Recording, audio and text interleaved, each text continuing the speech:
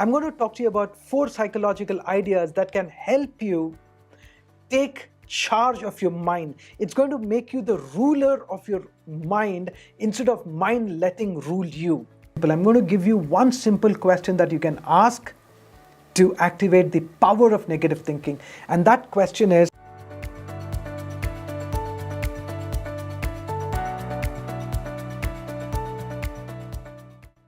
there was a time when I used to procrastinate a lot, and a lot of people do, be it going to the gym, eating healthy food, networking and meeting new people so that you grow your business, or maybe even studying that difficult subject if you're a student.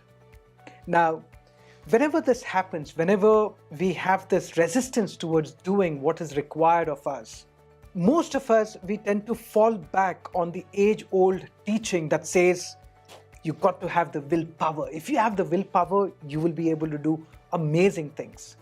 Like they say in Hindi, "Jahan cha wahan ra." That is, where there is a will, there is a way. That, is a very wrong lesson that we learned. Because willpower is not enough. It's not going to cut it. Willpower will not help you do the things that your brain resists to do. Things that are hard to do. Things that you don't like to do and are important to you. So willpower is not the name of the game, and there is a scientific reason behind it, and if you want me to create a video on that, I would be happy to do that. All you have to do is let me know. So coming back, we need to understand that our brains are designed to keep us away from that which causes pain. And the action that you want to do, be it going to the gym or eating that healthy food, at that particular moment, it generates pain inside. There's psychological or mental pain inside, and even physical pain if it's a gym. So that uncomfortable moment is what your brain resists. Though in the long term it's good, but you still don't do it. In this video, it's going to be more of a strategy session. I'm going to discuss with you how you can handle these issues effectively and take the action that is required. I'm going to talk to you about 4 psychological ideas that can help you take charge of your mind. It's going to make you the ruler of your mind instead of mind letting rule you. And I'm also going to give you 8 hacks, 8 strategies that can help you do the work that is required of you regardless of the mood that you are in. It's going to be an exceptionally powerful video, and it's going to be about strategies and ideas and concepts that you can make use of it starting today. So make sure that you watch till the end.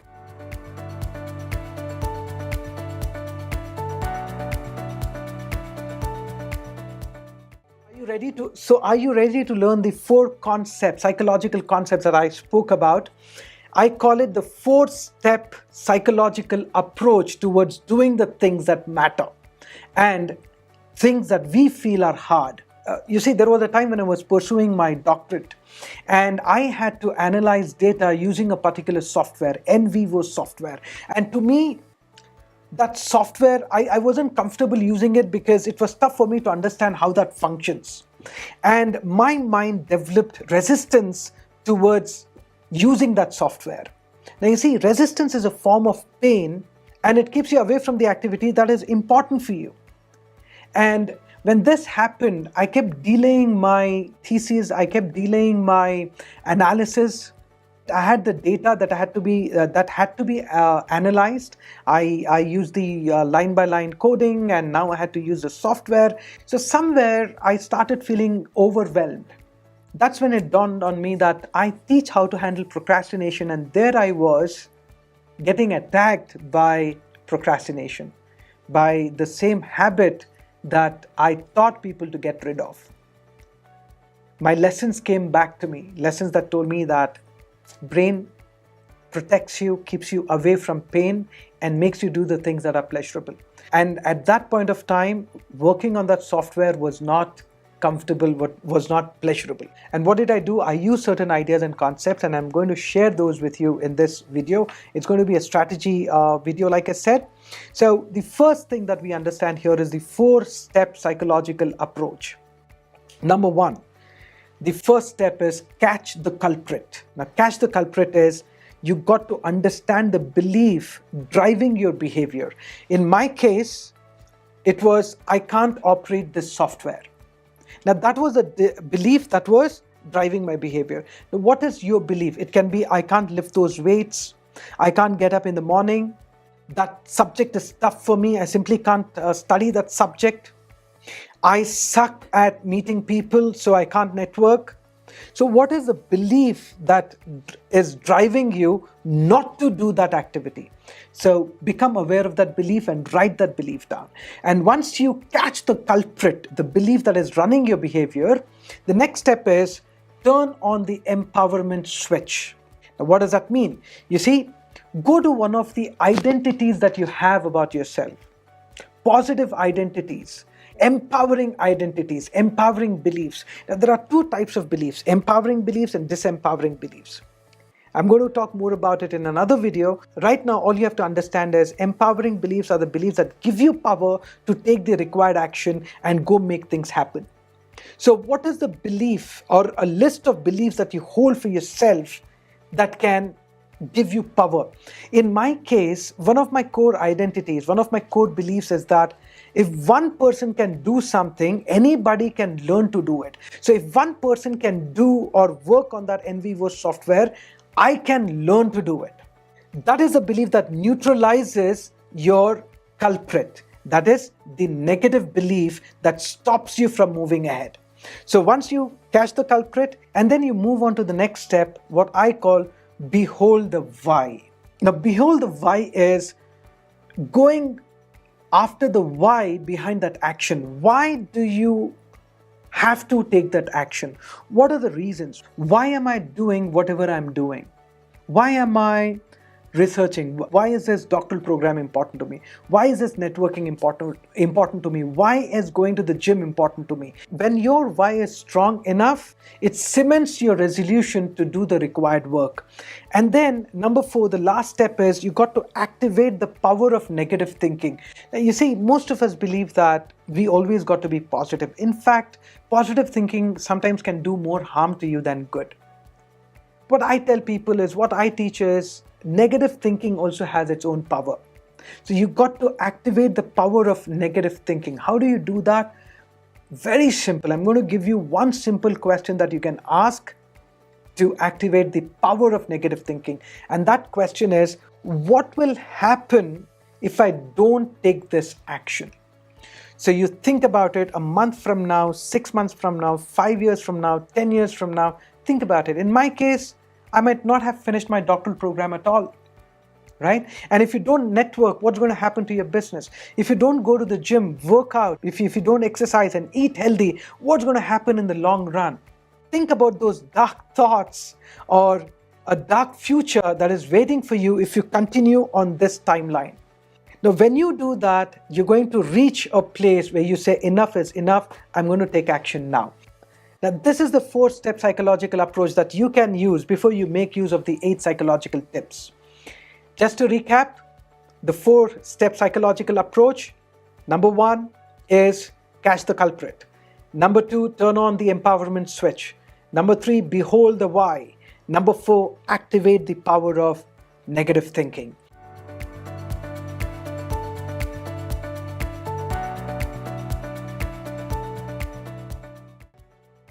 Now let's look at the 8 tips that you can use to trick your brain to doing the hard things. Out of these 8, you can choose whatever fits you, whatever suits you better. So, number 1, find a buddy. Whenever you have a difficult thing to do, getting up early in the morning or networking or whatever activity that you have that causes a lot of pain, have an accountability partner. That is, find a buddy who will hold you accountable. And when you have an accountability partner, make sure that you respect that person, because usually what happens, we ask a friend to be our accountability partner, and then when your friend holds you accountable, you end up having an argument, a fight, and then you don't talk to each other for a couple of weeks. That should not happen. Find a buddy and respect that person whenever that person holds you accountable. That's one of the things that you can do. And number 2 is chunk down. Go slow. Don't keep looking beyond the horizon. Let's say, for example, you have this fear of talking to people in a networking event. So do not think of being surrounded by tens and hundreds of people. That will overwhelm you. Let's say you want to go to the gym. Don't think of the entire circuit that you need to do. Or maybe you're a student and you have to solve all your previous year questions. Don't think of solving all the questions. Chunk it down. Think of just meeting one person during the networking event. Think of making that one cold call, not 10 or not 100, just one. Or think of doing one set of sit-ups in the gym or 10 minutes of cardio. Start small. Take those baby steps. It's called chunking down. Chunk down. Instead of thinking of solving all the question papers, say to yourself, I'm going to do this one question. And then it starts building. So that is chunking down. And the next tip that I have for you here is back it up with a reward. Now, whenever you have an activity to do, let's say you have to finish that salad, the healthy salad, but you don't like it. What you tell yourself is, if I finish the salad, then I'm going to reward myself with this particular activity. It's not good for long term, but then it can get you started. So for example, you're following a particular series on one of your favorite OTT platforms. You say to yourself, I'm going to watch that episode only if I finish this salad. So that'll incentivize your action. Back it up with a reward. You can say something like, I'm going to have that chocolate if I finish my homework today. But don't overdo it. Too much of sugar is not good for you anyways. Now coming back, number 4 is handle fear of failure by telling yourself that you would rather do it and fail than not to try at all. Now look at that. Fear of failure is something that stops you from moving ahead, doing that action. Why? Because deep inside you have this fear that you're going to fail anyways. I'm going to fail anyways, so why study? I'm not going to score my desired marks, why study? I'm not going to get that business, so why cold call? People are not going to listen to me, so why do it? So that is fear of failure. Now what you say to yourself is, you say, I'm going to do it anyways, regardless of the result, regardless of the outcome. Now I would rather fail than not to try at all. And then when this happens, you will also neutralize the brain's flight and fight response. Because whenever there is something challenging, your brain has this unique ability to either run away, or resist. So what you do here is you lower the stakes because you're not focusing on the end result, you're focusing on the activity now. So you're not focusing on your failure at all. You're like, it's okay, even if I fail, I'm going to do this anyways. And then number 5 is, this is quite interesting. Number 5 is become a dresser. Now what does that mean? Become a dresser is where you say to yourself, okay, I have this resistance towards going to the gym, so I'm going to dress up. You wear your t-shirt, you wear your tracks, you wear your shoes, you get your gym bag ready and everything, you dress up for the event. After dressing up, usually what happens is you wouldn't have that resistance at all. You might go, now that I'm ready, I might as well do it. You see, in my case, it was, I used to have all the data ready, the transcriptions ready, my laptop on, and my study table set up and all that. And then I sit looking at the software. My mind goes, okay, now that I've finished everything, I might as well just do it. Okay, so be a dresser. Now let's move on to tip number 6, strategy number 6. It's called kill the pressure. Now you see, we all have this thing called a self-image inside our head. And whatever we do, right, it is always aligned with our self-image, and we will never do anything that violates our self-image, that harms our self-image. For example, let's say this is my self-image, and my self-image is that of a confident person. And I'm at a networking event. I have this resistance towards talking to a particular person. Now, I do not approach that person. I keep postponing it, pushing it, because somewhere I believe that if I talk to that person might not treat me properly, or that person might not respond properly. And when that person doesn't respond properly, it's going to hit my confidence level. Now you see the catch there? You get into a trap if you don't understand this, and that trap will keep you wherever you are. It's not going to help you move ahead at all in business or personal life. Get this. You're a person who's confident and you want to do something, an activity, and the moment you feel that you will not be successful in that activity, that threatens the self-image of a confident person. And you will not do it because doing it goes against your self-image. Now you see that how your mind, your brain can work against you and stop you from achieving your goals. Now how do you handle this issue where you take action even though your self-image is feeling threatened? It's called kill the pressure.